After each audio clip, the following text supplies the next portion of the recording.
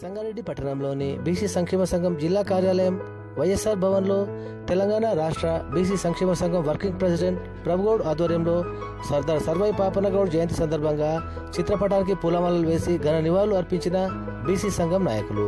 ఈ సందర్భంగా ప్రభుగౌడ్ మాట్లాడుతూ సర్దార్ సర్వాయి పాపన్నగౌడ్ ఆశయాలను కొనసాగించాలని, ప్రభుత్వం అన్ని వర్గాల వారిని కలుపుకొని సర్దార్ సర్వాయి పాపన్నగౌడ్ జయంతిని ఘనంగా నిర్వహించాలని అన్నారు.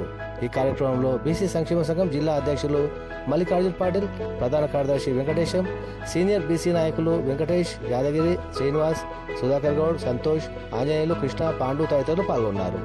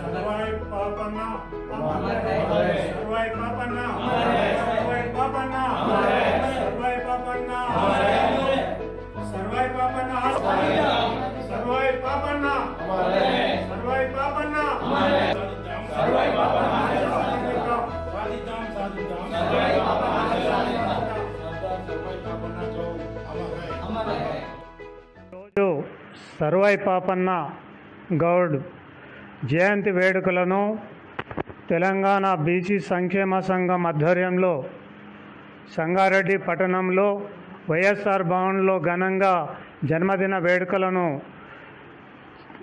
ఏర్పాట్లు చేసి ఇక్కడ బీసీ నాయకులు అందరం కలిసి కూడా మరి పాపన్న గారిని చేసినటువంటి రాజ్య అధికారాన్ని అన్ని విషయాలు కూడా ఇక్కడ మాట్లాడుకోవడం జరిగింది.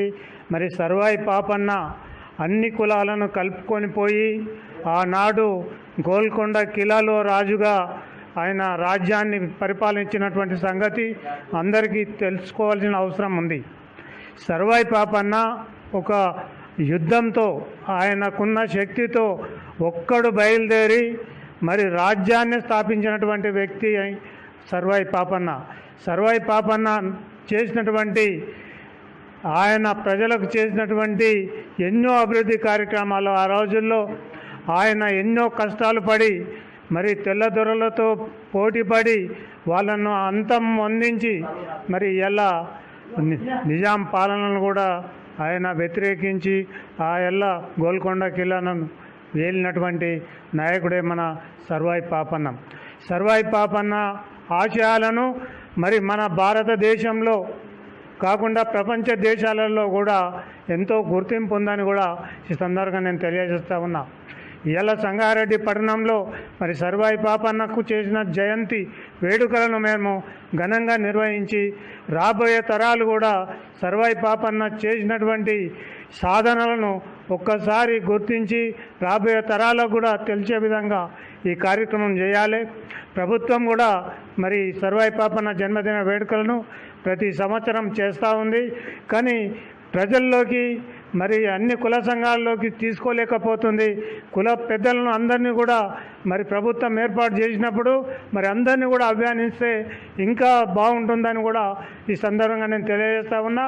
సర్వాయి పాపన్న ఉన్నంత కాలం ఆయన మరణించినంత వరకు ప్రజల కోసం ఒక రాజుగా జీవించిండు తప్ప ఎవరికి తల ఉంచలేడని కూడా ఈ సందర్భంగా తెలియజేస్తా ఉన్నా.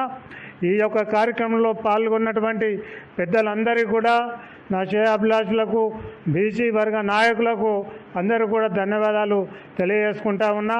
ప్రతి సంవత్సరం కూడా సర్వాయి పాపన్న జన్మదిన వేడుకలను బ్రహ్మాండంగా జరుపుకుంటామని కూడా ఈ సందర్భంగానే తెలియజేస్తా ఉన్నా.